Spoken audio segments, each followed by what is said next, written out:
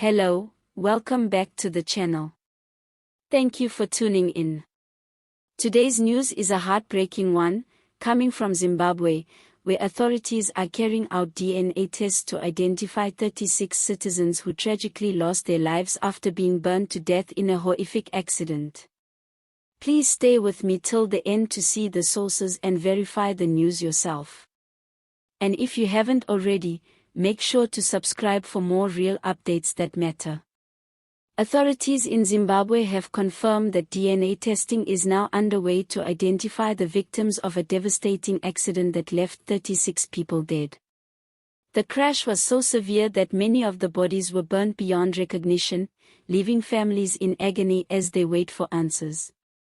Officials say the process of collecting and analyzing DNA samples is ongoing, and it could take some time before all the victims are officially identified. Reports suggest that the accident involved a long-distance bus that caught fire after a collision.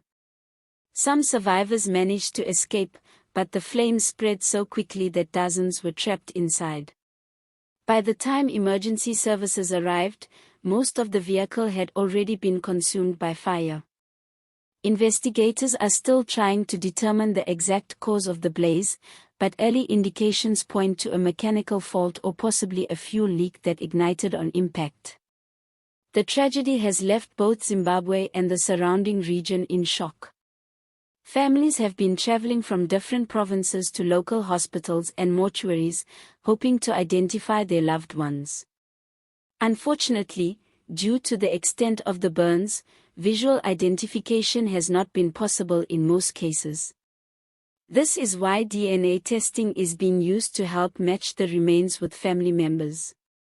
Forensic experts say that DNA identification is often the only reliable method in cases where bodies are severely burnt. It involves collecting genetic samples from the victims and comparing them with samples provided by family members. The process is slow and sensitive, but it's the only way to ensure that each family gets a proper confirmation. Authorities have urged patience as the forensic teams continue their work, assuring families that every effort is being made to complete the process respectfully and accurately. The loss of 36 lives in a single accident has raised serious concerns about road safety in the region. Many people are now questioning whether the vehicles being used for long-distance travel are properly maintained and inspected. Some survivors who spoke to local reporters said the bus appeared to have been in poor condition, while others suggested that it may have been overloaded. Investigations are still ongoing to determine if negligence played a role in this devastating accident. This tragedy is not just about statistics or reports, it's about families torn apart. Parents, children, and loved ones who were simply traveling from one place to another have now been lost forever. Communities across Zimbabwe are mourning, and memorial services are being planned while families wait for official DNA results. Religious and community leaders have stepped in to comfort the grieving families, offering counseling and support where possible.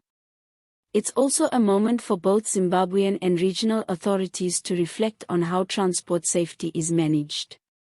Road accidents continue to claim far too many lives in southern Africa every year. Experts have repeatedly called for stricter enforcement of safety checks, improved driver training, and better emergency response systems. Many are now hoping that this incident will lead to reforms to prevent such large-scale tragedies from happening again. For those in the diaspora, especially Zimbabweans living in South Africa and neighboring countries, this news hits home deeply. It serves as a painful reminder of the risks faced by long-distance travelers and migrant workers who often depend on public transport to move between countries.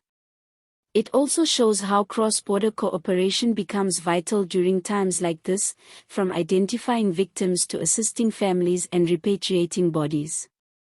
Government officials have also confirmed that once the identification process is completed, arrangements will be made to return the remains to their respective families for proper burials. The Ministry of Home Affairs has assured families that support will be provided for transport and funeral logistics once the DNA results are finalized.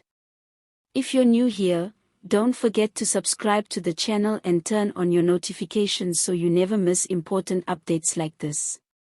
We focus on real, fact-checked news that matters to everyday people, especially across Southern Africa.